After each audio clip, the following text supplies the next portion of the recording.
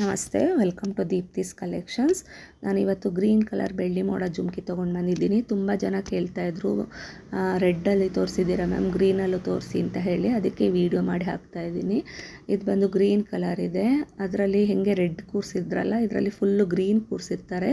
Full green ಹರಳು ಮತ್ತು ಮಧ್ಯದಲ್ಲೆಲ್ಲ pearl ಹಾಕಿ ಕೂರಿಸಿದ್ದಾರೆ. ಕೆಳಗಡೆ 2 ಲೇಯರು 3 ಲೇಯರಲ್ಲಿ ಪರ್ಲ್ ಬಂದಿದೆ. ಹಿಂದೆ ಬಂದು ಸ್ಕ್ರೂ ಬ್ಯಾಕ್ ಇರುತ್ತೆ.